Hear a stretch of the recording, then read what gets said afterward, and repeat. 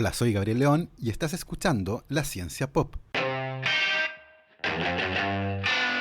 un podcast sobre historias de ciencia. El fósforo es un elemento esencial para la vida y forma parte de moléculas como los ácidos nucleicos o los fosfolípidos. Sin embargo, su nombre muy probablemente nos recuerda a aquellos pequeños dispositivos que sirven para generar fuego de manera instantánea. La historia de cómo fueron fabricados los primeros fósforos es fascinante y nos lleva por un viaje desde el uso de ácidos peligrosos en cápsulas de vidrio hasta una huelga que ocurrió a fines del siglo XIX en Inglaterra para mejorar las condiciones de trabajo de las mujeres que fabricaban fósforos, y de ahí a un viaje por una isla que por esas cosas de la vida y por tener yacimientos de fosfato se convirtió en el país más obeso del mundo. Historias de fósforo tendremos el día de hoy en La Ciencia Pop. Y les recuerdo que si les gusta este proyecto lo pueden apoyar a través de mi página en Patreon. Para eso vayan a www.patreon.com/lascienciapop y se pueden inscribir para hacer un aporte mensual y apoyar a la causa. Agradezco desde ya el apoyo de la cuenta de Instagram @hablemos.deciencia y de Sebastián Toledo, Alberto Montt y Laura, Fernando Toro, Claudia D'Alenson, Diego Molina, Pedro Maldonado, Macarena Vergara, Andrés Cifuentes y Francisca Rull. Muchísimas gracias a todos.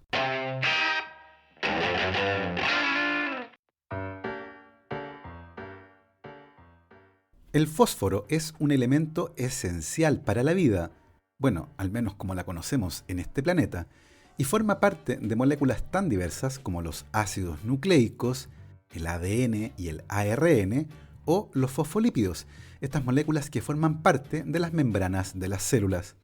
El año 2010, la NASA anunció, y con gran pomposidad, que habían descubierto una bacteria en un lago salado de California que, cuando era crecida en ausencia de fósforo, podía reemplazarlo, al menos en un pequeño porcentaje, con arsénico.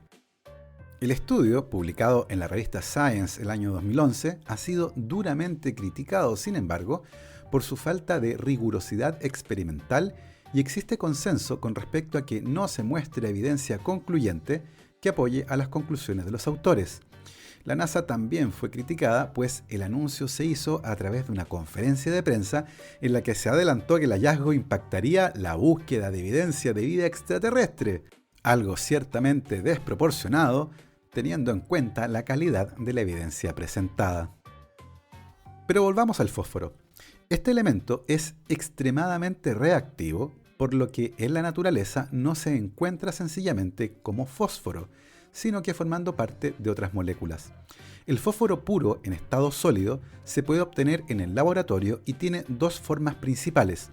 El fósforo blanco es una molécula formada por 4 átomos de fósforo en la que cada átomo está unido a los otros 3, formando una especie de tetraedro. Es una molécula extremadamente reactiva y se debe almacenar sin contacto con el oxígeno, generalmente inmerso en algún tipo de aceite mineral inerte. El fósforo rojo es otra de las formas sólidas del fósforo puro y es una suerte de molécula hecha de repeticiones de los tetrámeros de fósforo blanco.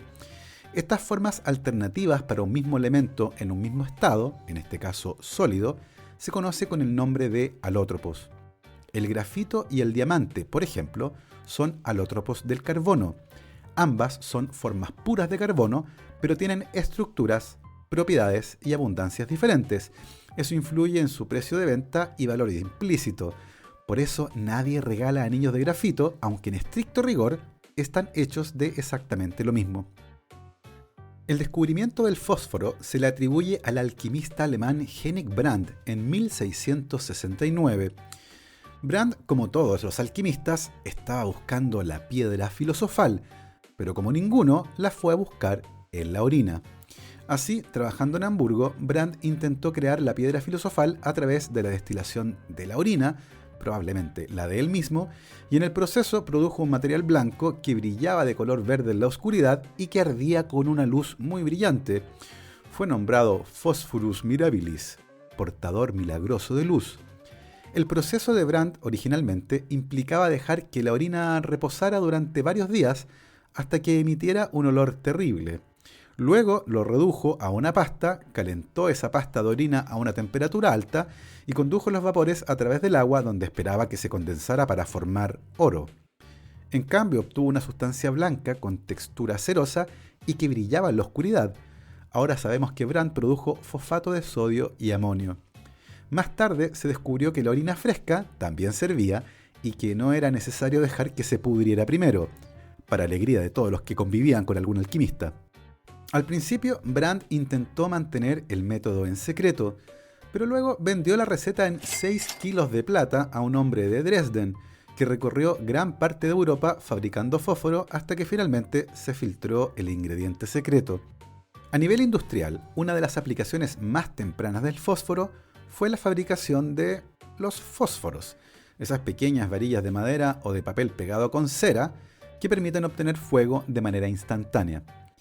Porque encender fuego no siempre fue tan sencillo. Antes del uso de los fósforos, se producía fuego usando, por ejemplo, una lente para enfocar el sol en maleza seca, como muy probablemente muchos de ustedes lo hicieron cuando eran niñas o niños. Un método que solo podía funcionar de día y siempre y cuando estuviera despejado. No era un método para nada práctico. Otro método muchísimo más común era encender maleza seca usando chispas producidas al golpear un pedernal con una manopla de acero, algo similar al mecanismo que se usa para generar una chispa en los encendedores a gas modernos. Este método era uno de los más comunes en la antigüedad y claramente era muy poco práctico. El primer sistema moderno autoinflamable para producir fuego fue inventado en 1805 por Jean Chancel, asistente del profesor Louis-Jacques Thenard en París. La cabeza de este precursor de los fósforos modernos consistía en una mezcla de clorato de potasio, azufre, azúcar y caucho. Este fósforo se encendía sumergiendo su punta en una pequeña botella llena de ácido sulfúrico. Como podrán imaginar, este tipo de fósforos tan complejo y peligroso nunca prendió, comercialmente hablando. El primer fósforo relativamente práctico se llamaba Promethean Match y fue patentado por Samuel Jones en 1828 en Londres. Consistía en una pequeña cápsula de vidrio que contenía ácido sulfúrico recubierto en el exterior con clorato de potasio, todo lo cual estaba envuelto en rollos de papel. El encendido de estos peculiares fósforos se conseguía aplastando la cápsula de vidrio con un par de alicates, liberando y mezclando los componentes para generar fuego. Eran tan peligrosos como engorrosos de usar. Además, eran tremendamente costosos de fabricar, por lo que nunca llegaron a convertirse en un producto exitoso. El primer fósforo de fricción exitoso fue inventado en 1826 por John Walker, un químico y farmacéutico inglés que había desarrollado un gran interés en tratar de encontrar un medio para obtener fuego fácilmente. A esa altura ya se conocían varias mezclas químicas que podían producir fuego, pero no se había encontrado una forma sencilla de transmitir la llama a una sustancia de combustión más lenta como la madera. Mientras Walker estaba preparando una de sus mezclas, una de las preparaciones se combustionó por una fricción accidental. Inmediatamente apreció el valor práctico del descubrimiento y comenzó a hacer combinaciones que funcionaran por fricción. Su primer prototipo consistía en tablillas de madera o de cartón que estaban impregnadas con azufre y cubiertas con una mezcla de sulfato de antimonio, clorato de potasio y goma. El azufre ayudaba a la combustión inicial, pero también, evidentemente, tenía olor a azufre quemado. Eso mejoró con la adición de alcanfor en la mezcla. Con cada caja de esos fósforos se incluía un trozo de papel lija para rasparlos. Walker los bautizó como Congreves, en honor al inventor de cohetes Sir William Congreve, y nunca divulgó la composición exacta de sus fósforos, los que por cierto eran bastante peligrosos y grandes chispas caían al suelo regularmente al encenderlos, quemando a su paso alfombras y vestidos, razón por la cual fueron prohibidos en Francia y Alemania. En 1829, el escocés Sir Isaac Holden inventó una versión mejorada de los fósforos Congreves, Y Samuel Jones, un químico de Londres que se enteró de esto, patentó y comercializó estos fósforos, a los que llamó Lucifer. Estos tuvieron una serie de problemas, una reacción violenta inicial, una llama inestable, olores desagradables y mucho humo. Bueno, al menos el nombre estaba muy bien puesto. Los Lucifers fueron reemplazados rápidamente después de 1830 por fósforos hechos de acuerdo con el proceso ideado por el francés Charles Sauria, quien sustituyó el sulfuro de antimonio por fósforo blanco. Así es, por primera vez en 1830 los fósforos incluían fósforo. Estos nuevos fósforos, hechos de fósforo blanco, tenían que mantenerse en cajas de metal herméticas para que no reaccionaran de manera espontánea con el oxígeno, y a pesar de eso se hicieron bastante populares en Estados Unidos.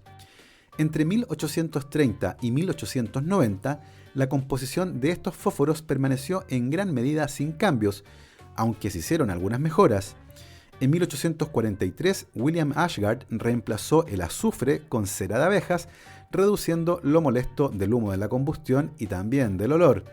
Finalmente, los fósforos que dominaron al mercado en la segunda mitad del siglo XIX estaban hechos de madera de álamo o pino canadiense, impregnados en un extremo con azufre y luego con una mezcla de fósforo blanco, clorato de potasio, sulfuro de antimonio, vidrio en polvo y colorante.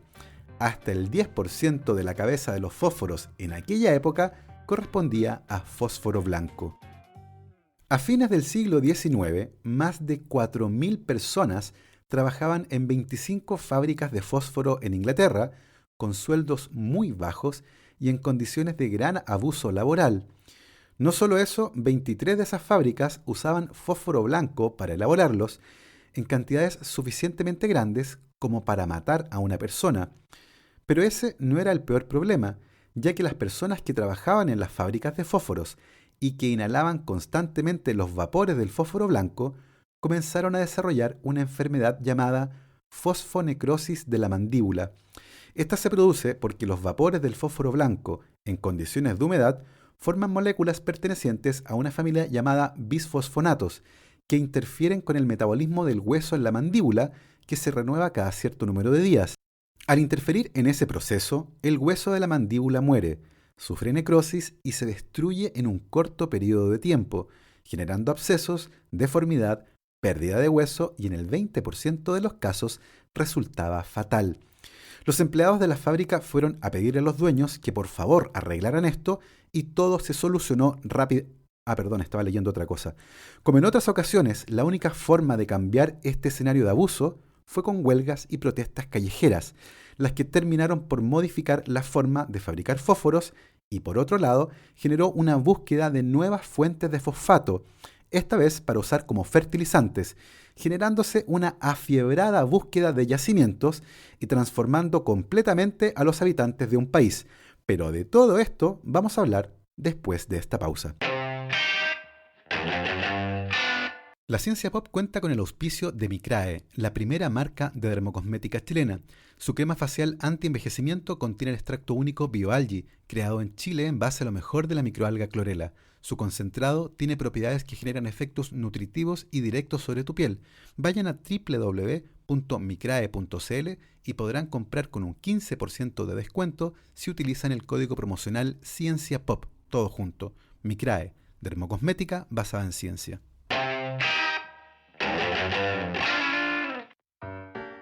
En 1880, la fábrica de fósforos inglesa Bryant & May, la más grande de la época, empleaba a casi 5.000 personas, la mayoría mujeres inmigrantes, y a los trabajadores se les pagaban diferentes tarifas por completar una jornada laboral diaria de 10 horas. Claro que su salario dependía del tipo de trabajo realizado, pero también la mayoría de los trabajadores nunca obtenía la paga completa, porque los capataces aplicaban a los trabajadores una serie de multas en dinero. Por ejemplo, se descontaban 3 días de salario por tener un puesto de trabajo desordenado, por hablar o por tener los pies sucios, algo que era muy frecuente en aquella época ya que los zapatos eran demasiado caros y muchos trabajadores sencillamente no podían comprarse zapatos. También descontaban 5 días de salario por llegar tarde al trabajo y en muchos casos las mujeres tenían que llevar de su casa el pegamento que usaban. También era muy común que las trabajadoras fabricaran las cajas de fósforo en sus casas, un sistema de trabajo muy común en esa época y que permitía a las empresas no tener que dar cuenta de sus empleados, los que no estaban protegidos por las leyes laborales. La empresa Bryant & May estaba al tanto de la fosfonecrosis de la mandíbula y si un trabajador se quejaba de tener dolor de muelas, se le pedía que se quitara todos los dientes inmediatamente o los despedían.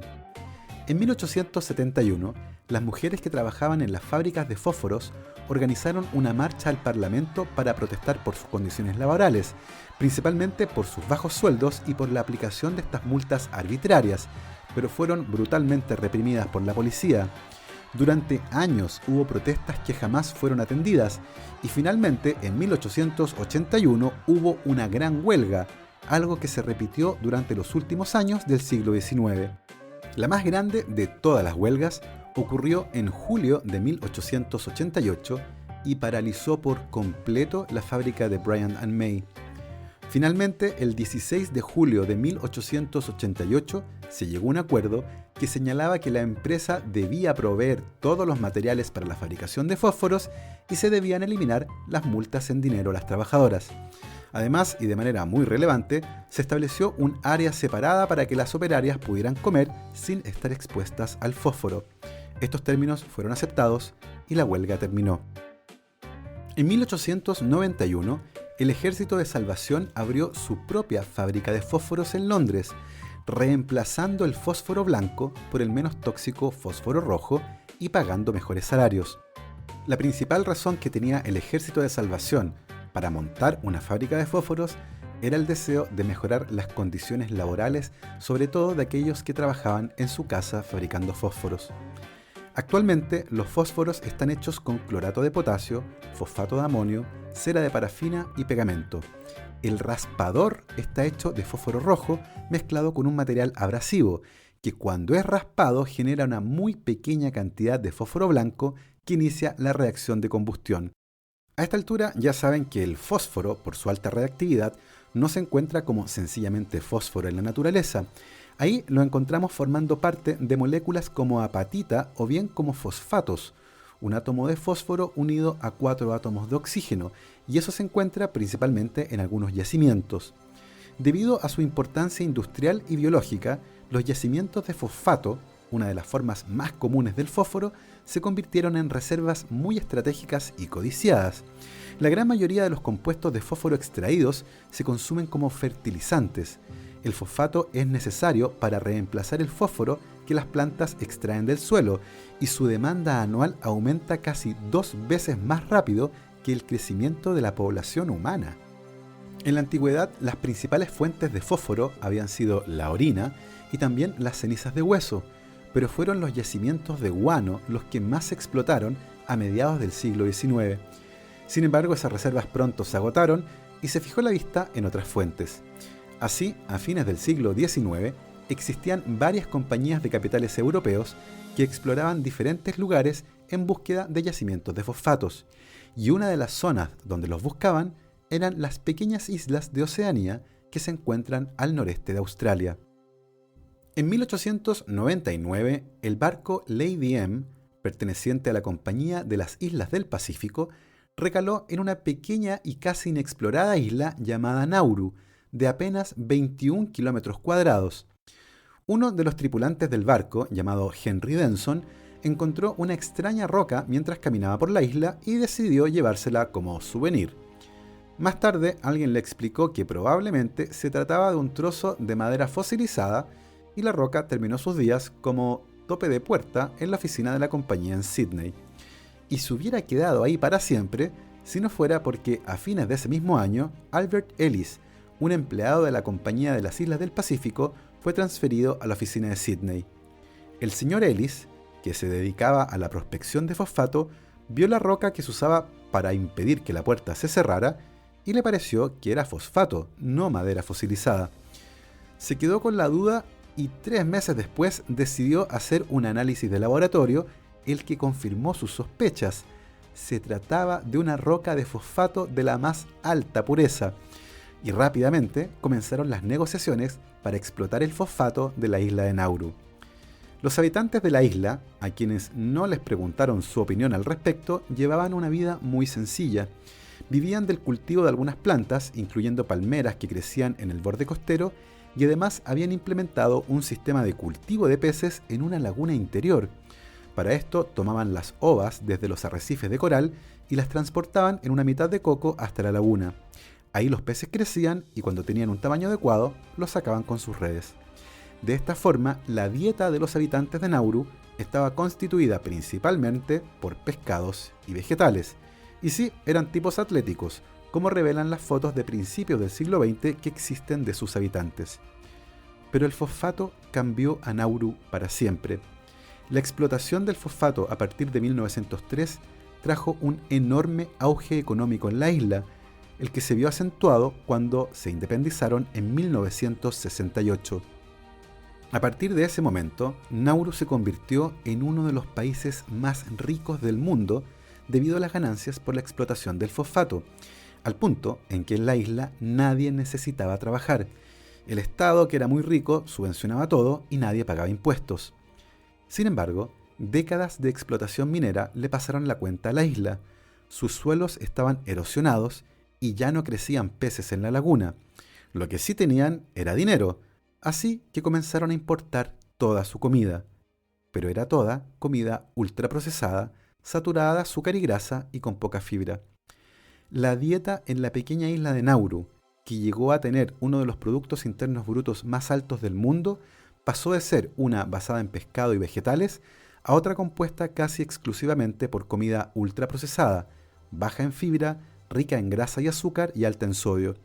No solo eso, a fines de los 90 el fosfato se acabó y los suelos de la isla estaban completamente degradados.